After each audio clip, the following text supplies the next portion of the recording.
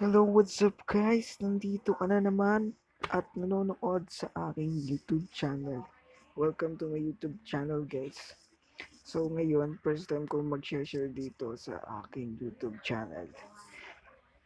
Ang Globe and TM users, so Android phone users guys. So free internet siya guys. Parang libre na rin kasi. So masasayang din yung promo nyo kung hindi nyo magagamit.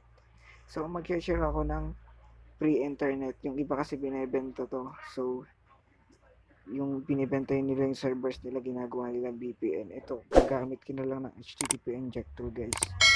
Magiging libre na lang. So, account lang ang kailangan mo. So, ibibigay ko sa inyo yung servers ng libre.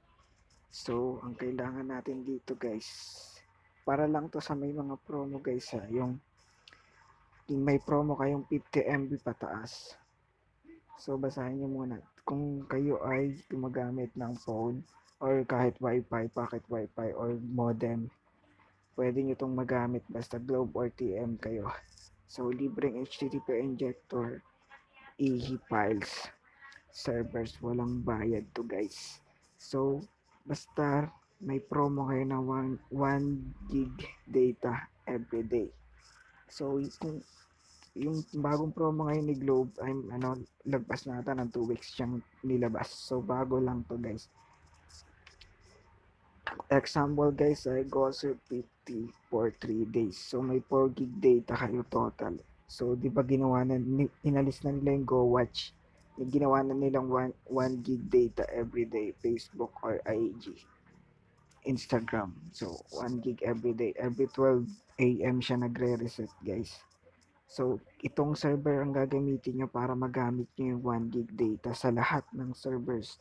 Yun yung pinaka-the best dito guys, ay sa lahat ng applications. Mapwera na lang kung bawal to sa torrent. So, hindi siya pwede guys. So, kahit saang application, pwede siya magamit. Siya na guys sa aking bosses. So, ganito guys, games 50. Magpa-load lang kayo ng example lang yan. Kahit anong promo, basta may 50 MB pataas, may free siyang 1 gig everyday, daily. So, hanggat hindi na-expire yung yung promo mo, meron ka pa rin 1 gig data daily. So, sa mga hindi pa lang nakakaalam po yan. So, games 50 to 8080, 7 days siya, 1 gig daily. Total yun guys. Meron din Gosatko o kaya Gots Combo DD 70 or Gots Combo DD 90. Meron mga ganon. So may free 1 gig daily siya. Mababasa nyo naman yun guys. For Globe and TM Sims lang po ito. So sa Smart Sun ay malayo pa po tayo doon. Malabo pa po kasi tinatamad pa po ako. Kasi Globe TM Sim user lang ako eh. Kasi walang signal dito sa amin. Okay. O kaya sample games 99. So 1 gig daily din yan. So magsisimula na tayo guys. Share ko lang sa inyo kasi yung iba kasi nagbabayad pa sa VPN o kaya sa mga So share ko lang gamit kong servers. So ang unang gagawin natin guys. So sa mga bago, panoorin nyo lang to hanggang matapos yung video natin. Dahil ilalabas ko yung password guys. Yung password mamaya. So first, Zarchiver, download nyo. Nasa Google Play Store. Ilalagay ko sa description ang link sa post. HTTP Injector. So, ito lang dalawa. Tapos yung server na ila-download nyo na naka.zip. So, bali tatlo lang yung kailangan nyo guys. Okay? Para ma-check natin guys, magbabalance muna ako. Nasa modem yung wifi ko.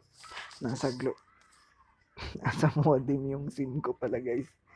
So, nandito magbabalance tayo. 8080 data balance. So, ganyan din yung gagawin nyo kung gusto nyo mag-data balance kasi yan yung pinaka need mo para kung gusto mo makita yung balance ng data mo. SIM. So, open na natin. So, meron pa akong FBNIG 500 21 MB guys. Valid hanggang November 20 siya. So, gagamitin natin tapos 0 KB na siya yung data niya. So, yun na lang natitira. Facebook, and IG. So, hindi siya pwedeng mag-YouTube guys, di ba? So, gagamitin natin siya mamaya. Okay, balik tayo dito. So, syempre, i-download mo muna yung servers natin. Nandito sa description, nakalink. So, open mo muna tong pag na-install mo na, open mo na Zarchiver. Ay, first muna pag na-download mo na muna pala yung yung .zip natin na servers. Ilalagay ko naman yun sa description. So, pag na-download mo na, i-move mo na sa download folder or kahit saan kung saan siya madaling makita, guys. So, ganito ang gagawin. Open Zarchiver. Sundan nyo lang ako kasi straight ko tong gagawin para makita nyo ng buo. Okay, open Zarchiver. Punta kayo sa download folder. Okay. Nasaan yung download folder? Yan guys, so nandito na tayo sa download folder. So ito yung makikita nyo. So pag dinownload nyo siya, so hanapin nyo na lang sa folder nyo gamit ang Zarchiver natin application. So ito na siya guys. So ang gagawin mo, pipindutin mo lang siya ng isang beses. Tapos pipindutin mo yung extract here. Tapos may lalabas na ganyan.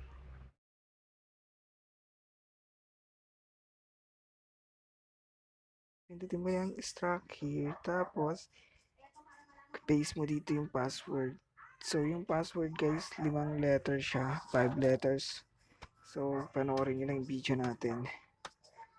Naka-caps lock siya, big letter lahat. So, pagka-extract mo dyan, okay mo lang. Tapos, makikita mo na yung servers natin. So, open mo na. So, ito yung mga servers natin guys.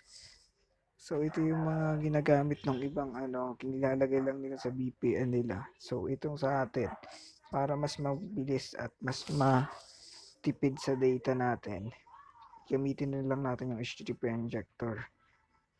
So, ito yung mga servers natin. Globe TMB IP servers.e. So, ang gagawin mo dito, pag nabuksan na ganyan na yan guys, tandaan nyo na po na yan yung gagamitin natin mamaya. So, pindutin mo na yung home. Wala na pong ibang gagawin. Ayan. Pag napindot mo na yung home, ay pindutin ang open ang HTTP injector guys. Ayan, open nyo lang. Tapos may lalabas siya mga okay. Accept nyo lang mamaya. Pag bagong install nyo lang to. So, ang gagawin mo, pindutin mo lang tong 3 dots. Tatlong tuldok sa taas.